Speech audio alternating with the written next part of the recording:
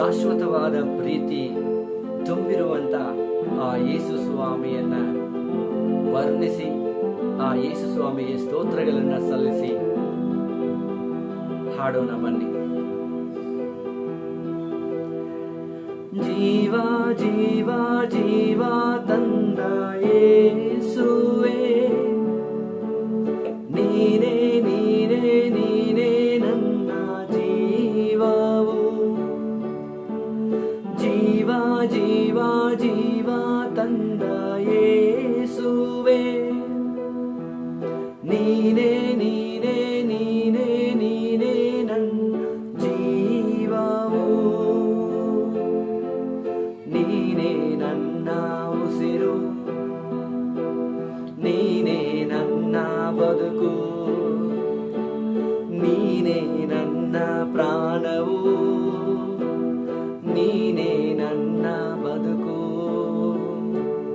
ನೀನೇ ನನ್ನ ಉಸಿರು, ನೀನೇ ನನ್ನ ಬದುಕು, ನೀನೇ ನನ್ನ ಪ್ರಾಣವು, ನೀನೇ ನನ್ನ ಜೀವವು.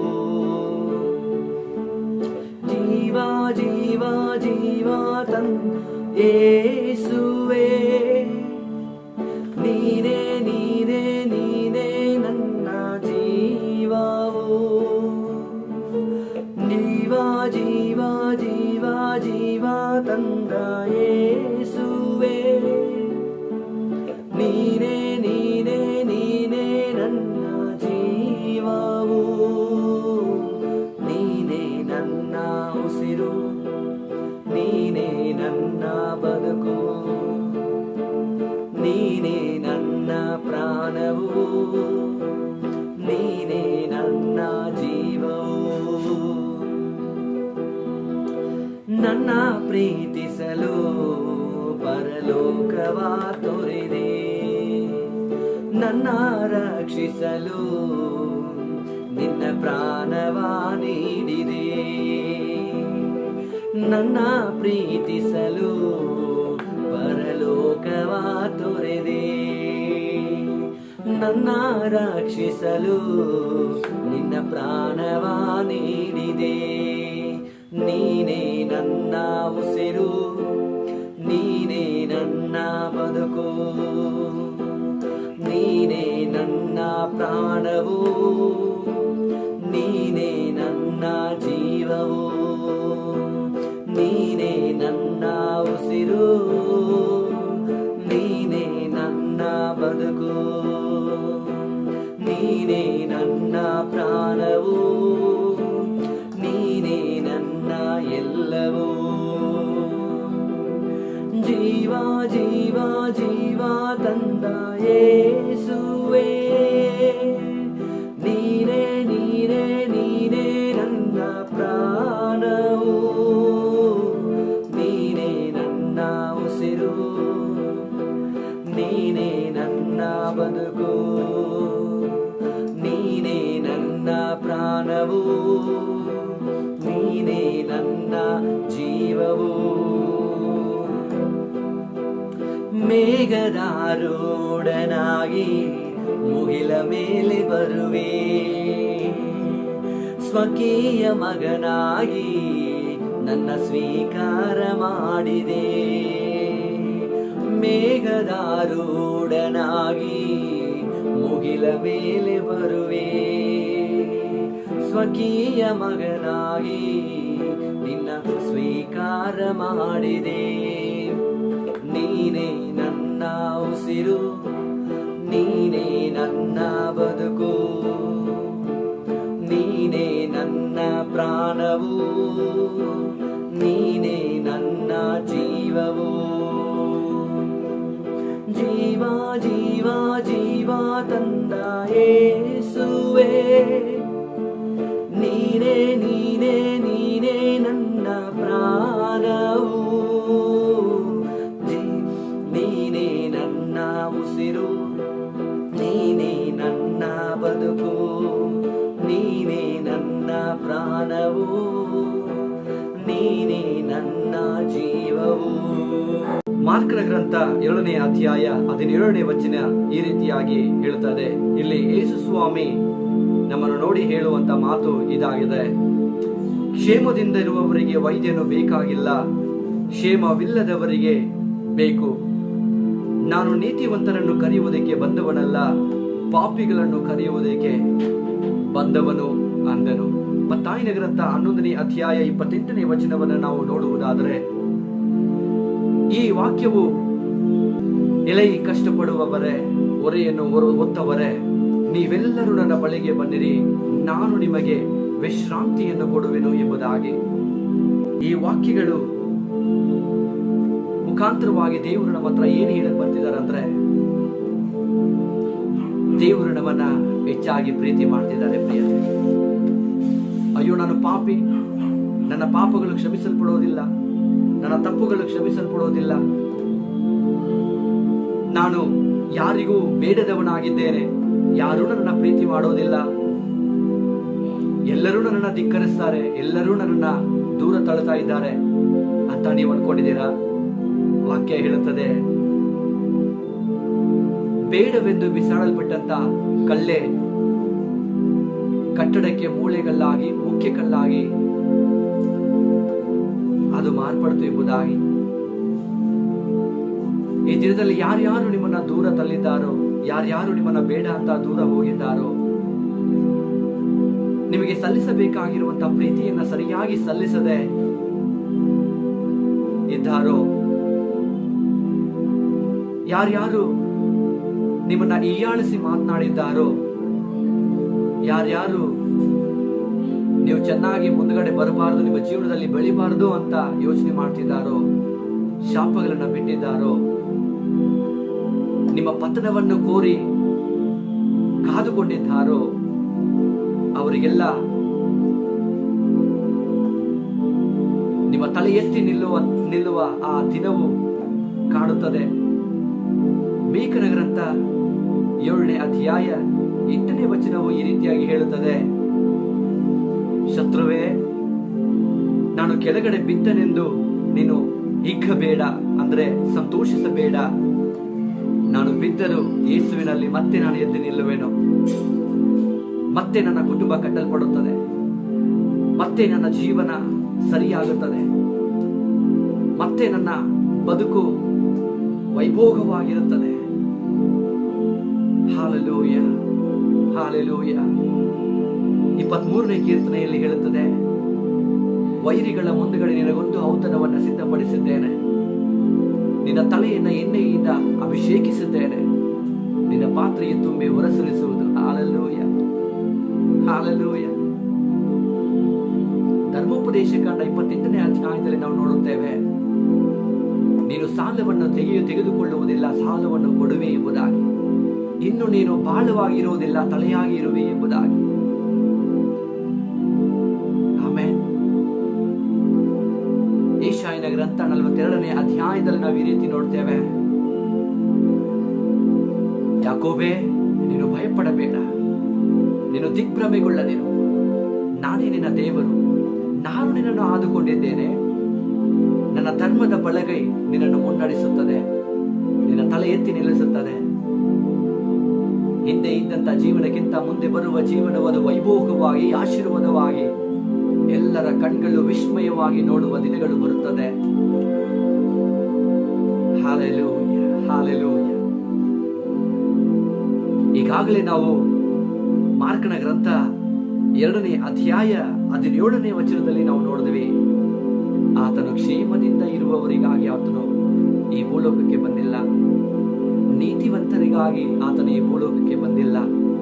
ಆತನು ಭೂಮಿಗೆ ಬಂದದ್ದು ಪಾಪಿಗಳಾಗಿರುವಂತ ನಮ್ಮನ್ನ ರಕ್ಷಿಸುವುದಕ್ಕೋಸ್ಕರ, ತಪ್ಪು ಮಾಡಿದಂತವರನ್ನ ರಕ್ಷಿಸುವುದಕ್ಕೋಸ್ಕರ. ಹಾಲೆಲೂಯ. ವಾಕ್ಯ ಈ ರೀತಿಯಾಗಿ ಹೇಳುತ್ತದೆ: ಜ್ಞಾನಿಗಳನ್ನು ಮೆಚ್ಚುಗೆಗೆ ಒಳಪಡಿಸುವ ಹಾಗೆ ಅಜ್ಞಾನಿಗಳನ್ನು ಆಯ್ಕೆ ಮಾಡಿಕೊಂಡನು. Hallelujah, amen. ನನ್ನ ಪ್ರೀತಿಯ ದೇವಜನರೇ, ಈ ವಾಕ್ಯ ಪಡಿಸುವ ಹಾಗೆ ಅಜ್ಞಾನಿಗಳನ್ನು ಆಯ್ಕೆ ಮಾಡಿಕೊಂಡನು. Hallelujah, amen. ನನ್ನ ಪ್ರೀತಿಯ ದೇವಜನರೇ, ಈ ವಾಕ್ಯವು ನಿಮ್ಮನ್ನ ಸಂತೈಸುವಂಥದ್ದಾಗಿದೆ. ಈ ವಾಕ್ಯವು ನಿಮ್ಮ ಜೀವನದಲ್ಲಿ ಕಾರ್ಯವನ್ನು ಮಾಡುವಂಥದ್ದಾಗಿದೆ. ನಂಬಿರಿ, ವಿಶ್ವಾಸಿಸಿರಿ, ಯಾಕೆಂದ್ರೆ ವಾಕ್ಯವು ಅದು ಜೀವವುಳ್ಳ ವಾಕ್ಯವು. ಇಬ್ರಿಯನ ಗ್ರಂಥ 4ನೇ ಅಧ್ಯಾಯ 12ನೇ ವಚನವು ಈ ರೀತಿಯಾಗಿ ಹೇಳುತ್ತದೆ, ಈ ವಾಕ್ಯವು ಜೀವವು ಬಲವು ತುಂಬಲ್ಪಟ್ಟಿರುವಂತಹ ವಾಕ್ಯ. ಈ ವಾಕ್ಯವು ನಿಮ್ಮ ಒಳಗಡೆ ಹೋಗುವಾಗ, ಈ ವಾಕ್ಯವು ನಿಮ್ಮ ಹೃದಯದಲ್ಲಿ ಹೊಕ್ಕುವಾಗ, ಈ ವಾಕ್ಯವು ನಿಮ್ಮ ರಕ್ತದಲ್ಲಿ ಬೆರೆಯುವಾಗ, ಈ ವಾಕ್ಯವು ನಿಮ್ಮ ಜೀವನದಲ್ಲಿ ನೀವು ಅಳವಡಿಸುವಾಗ, ಈ ವಾಕ್ಯವು ಸತ್ತು ಹೋಗಿರುವ ಎಲುಬುಗಳಿಗೆ ಜೀವವನ್ನು, ಸತ್ತು ಹೋಗಿರುವ ನಿಮ್ಮ ಬದುಕುಗಳಲ್ಲಿ ಈಗೋ ಸಸಾರವಾದ ಮಾರ್ಗವನ್ನು ಅದು ಕೊಡುವಂಥದ್ದಾಗಿದೆ. ನನ್ನ ಪ್ರೀತಿಯ ದೇವ ಜನರೇ, ಯೇಸು ಸ್ವಾಮಿ ಒಬ್ಬರೇ ನಿಜವಾದ ದೇವರು. ಯೇಸು ಸ್ವಾಮಿಯನ್ನು ಬಿಟ್ಟರೆ ಬೇರೆ ಯಾವ ಕಾರ್ಯಕರ್ತರು ನಮಗೆ ಇಲ್ಲ. ಅಪೊಸ್ತಲರ ಗ್ರಂಥ 4ನೇ ಅಧ್ಯಾಯ 12ನೇ ವಚನವು ಈ ರೀತಿಯಾಗಿ ಹೇಳುತ್ತದೆ, ಆಕಾಶದ ಕೆಳಗಡೆ ಭೂಮಿಯ ಮೇಲೆ ಕೊಡಲ್ಪಟ್ಟಿರುವ ಯಾವ ನಾಮದಲ್ಲಿಯೂ ರಕ್ಷಣೆ ಇಲ್ಲ, ಆದರೆ ಒಂದೇ ಒಂದು ನಾಮದಲ್ಲಿ ನಮಗೆ ರಕ್ಷಣೆ ಉಂಟು. ಆ ನಾಮ ಯೇಸು ಎಂಬ ಮುದ್ದಾದ ನಾಮ. ಈ ಯೇಸುವಿನ ನಾಮದಲ್ಲಿ ದೆವ್ವಗಳು ನಡುಗುತ್ತವೆ. ಯೇಸು ಎಂಬ ನಾಮವನ್ನು ನೀನು ಹೇಳುವುದಾದರೆ ನಿನ್ನ ಮನೆಯಲ್ಲಿರುವಂತಹ ಕಷ್ಟಗಳು ದೂರ ಆಗುತ್ತದೆ. ಯೇಸು ಎಂಬ ನಾಮವನ್ನು ಉಚ್ಚರಿಸಿ ನೀನು ಆರಾಧನೆ ಮಾಡುವುದಾದರೆ ನಿನ್ನ ದೇಹದಲ್ಲಿರುವಂತಹ ರೋಗಗಳು ನಿನ್ನ ಬಿಟ್ಟು ದೂರ ಹೋಗುತ್ತದೆ. ಯೇಸು ಎಂಬ ನಾಮವನ್ನು ನೀನು ಉಚ್ಚರಿಸುವಾಗ ನಿನ್ನ ಮನೆಯಲ್ಲಿರುವ ಆರ್ಥಿಕ ವಿಷಯಗಳಲ್ಲಿ ಸಮೃದ್ಧಿಯನ್ನು ನೀನು ಕಾಣುವೆ. ಯೇಸು ಎಂಬ ನಾಮದಲ್ಲಿ ಬಿಡುಗಡೆ, ಯೇಸು ಎಂಬ ನಾಮದಲ್ಲಿ ರಕ್ಷಣೆ, ಯೇಸು ಎಂಬ ನಾಮದಲ್ಲಿ ಸ್ವಸ್ಥತೆ, ಯೇಸು ಎಂಬ ನಾಮದಲ್ಲಿ ಸಂತೋಷ, ಯೇಸು ಎಂಬ ನಾಮದಲ್ಲಿ ಸಮಾಧಾನ, ಯೇಸು ಎಂಬ ನಾಮದಲ್ಲಿಯೇ ಸರ್ವೈಶ್ವರ್ಯವು ಅಡಗಿದೆ. ನನ್ನ ಪ್ರೀತಿಯ ದೇವಜನರೇ, ಅದರಿಂದಾಗಿ ಈ ಯೇಸು ಎಂಬ ನಾಮವನ್ನ ಪ್ರತಿದಿನವೂ, ಪ್ರತಿನಿತ್ಯವೂ, ಕ್ಷಣ ಕ್ಷಣವೂ, ಗಳಿಗೆಗಳಲ್ಲಿಯೂ, ಎಲ್ಲಾ ಗಳಿಗೆಯಲ್ಲಿಯೂ ಈ ಯೇಸು ಎಂಬ ನಾಮವನ್ನು ನಿಮ್ಮ ಮನೆಯಲ್ಲಿ ನಿಮ್ಮ ಮಕ್ಕಳ ಜೊತೆ ನೀವು ಮಾತನಾಡ್ತಾ ಇರ್ರಿ, ಉಚ್ಚರಿಸ್ತಾ ಇರ್ರಿ. ಈ ಯೇಸು ಎಂಬ ನಾಮವನ್ನು ಪೂಜಿಸಿರಿ, ಈ ಯೇಸು ಎಂಬ ನಾಮವನ್ನು ಭಜಿಸಿರಿ, ಈ ಯೇಸು ಎಂಬ ನಾಮವನ್ನ ಆರಾಧಿಸಿರಿ. ನಿಶ್ಚಯವಾಗಿ ನಿಮಗೆ ಒಂದು ಅಂತ್ಯ ಉಂಟು. ಅದು ಸಂಪೂರ್ಣವಾದ ಆಶೀರ್ವಾದವಾಗಿ ಬರುವಂತದ್ದಾಗಿರುತ್ತದೆ. ಯೇಸು ಸ್ವಾಮಿಯು ನಿಮ್ಮನ್ನ ಅತಿ ಅತಿ ಬಹಳವಾಗಿ ನಿಮ್ಮನ್ನ ಪ್ರೀತಿ ಮಾಡುವುದರಿಂದ ಲೂಕನ ಗ್ರಂಥ 19ನೇ ಅಧ್ಯಾಯದಲ್ಲಿ 5ನೇ ವಚನದಲ್ಲಿ ನಾವು ಈ ರೀತಿ ನೋಡ್ತೇವೆ. ಜಕ್ಕಾಯನನ್ನು ನೋಡಿ ಹೇಳ್ತಾನೆ, ಜಕ್ಕಾಯನೇ ನೀನು ಇಳಿದು ಬಾ, ಇವತ್ತು ನಾನು ನಿನ್ನ ಮನೆಗೆ ಬರ್ತೀನಿ, ನಿನ್ನ ಮನೆಯಲ್ಲಿ ನಾನು ಬಂದು ಊಟ ಮಾಡಬೇಕು ಅಂತ ಆಸೆ ಪಡ್ತೀನಿ ಅಂತ ಹೇಳಿದ ಕೂಡಲೇ ಆ ಜಕ್ಕಾಯನು ಮನಸ್ಫೂರ್ತಿಯಾಗಿ ಇಳಿದು ಬಂದು ಯೇಸು ಸ್ವಾಮಿಗೆ ತನ್ನ ಮನೆಯಲ್ಲಿ ಸ್ವಲ್ಪ ಸ್ಥಳವನ್ನು ಕೊಟ್ಟರು. ಅದೇ ಅಧ್ಯಾಯದಲ್ಲಿ 10ನೇ ವಚನವು 9ನೇ ವಚನ 10ನೇ ವಚನದಲ್ಲಿ ನಾವು ನೋಡೋದಾದ್ರೆ ಯೇಸು ಸ್ವಾಮಿ ಅವಳನ್ನು ಆಶೀರ್ವದಿಸಿ ಆ ಮನೆಯ ಒಳಗಡೆ ಆಶೀರ್ವಾದ ಬಂತು ಅಂತ ಹೇಳ್ತಿದ್ದಾರೆ. ಅವಳನ್ನು ಅಬ್ರಹಾಮನ ಸಂತಾನದವನು ಎಂಬುದಾಗಿ ಹೇಳ್ತಿದ್ದಾನೆ. ಪ್ರೀತಿಯ ದೇವಜನ, ಈ ದಿನದಲ್ಲಿಯೂ ಯೇಸು ಎಂಬ ನಾಮವು ನಿಮ್ಮ ಹೃದಯವೆಂಬ ದ್ವಾರಗಳ ಬಳಿಯಲ್ಲಿ ನಿಂತು ಬಾಗಿಲನ್ನ ತಟ್ಟುತ್ತಾ ಇದ್ದಾರೆ. ಯಾರು ಆತನ ಶಬ್ದವನ್ನ ಕೇಳಿ ಆತನಿಗಾಗಿ ಬಾಗಿಲನ್ನು ತೆರೆಯುತ್ತಾರೋ ಆತನು ನಿನ್ನ ಹೃದಯವೆಂಬ ಮನೆಯ ಒಳಗಡೆ ಪ್ರವೇಶಿಸಿ ನಿನ್ನ ಎಲ್ಲಾ ರೀತಿಯಾದಂಥ ಕಷ್ಟ, ಹಿಂಸೆ, ಹೋರಾಟಗಳು, ನಿಂದೆಗಳು, ಅವಮಾನಗಳು, ಕಣ್ಣೀರುಗಳು, ವ್ಯಥೆಗಳು ಎಲ್ಲವನ್ನು ಬದಲಾಯಿಸಿ ಆತನ ಸ್ವಕೀಯ ಮಗನಾಗಿ ಆತನ ಅಪ್ಪ, ತಂದೆ ಅಂತ ಕರೆಯುವ ಪುತ್ರ ಸ್ವೀಕಾರ ಅಧಿಕಾರವನ್ನ ನಿನಗೆ ಅನುಗ್ರಹಿಸುವನು. ಇನ್ನು ನಾವು ದಾಸರಲ್ಲ, ಆತನ ಮಕ್ಕಳಾಗಿದ್ದೇವೆ. ಯಾರ್ಯಾರು ಆತನಲ್ಲಿ ನಂಬಿಕೆ ಇಡುವರು ಅಂದ್ರೆ ಆತನ ಹೆಸರಿನಲ್ಲಿ ವಿಶ್ವಾಸವಿಡುವರೋ ಅವರು ದೇವರ ಮಕ್ಕಳು ಅಂತ ಎನಿಸಿಕೊಳ್ಳುವರು. ದೇವರು ನಿಮ್ಮನ್ನ ದಾಸರು ಅಂತ ಕರೀತಾ ಇಲ್ಲ, ನನ್ನ ಕೆಲಸಗಾರರು ಅಂತ ಕರೀತಾ ಇಲ್ಲ, ಬಳಿಕ ನನ್ನ ಮಕ್ಕಳು ಅಂತ ಕರೀತಾ ಇದ್ದಾರೆ. ಆ ತಂದೆಯನ್ನ ನಿಮ್ಮ ಹೃದಯದಲ್ಲಿ ಬರಲಿಕ್ಕೆ ಸ್ವಲ್ಪ ಅವಕಾಶವನ್ನು ಮಾಡಿಕೊಡ್ತೀರಾ?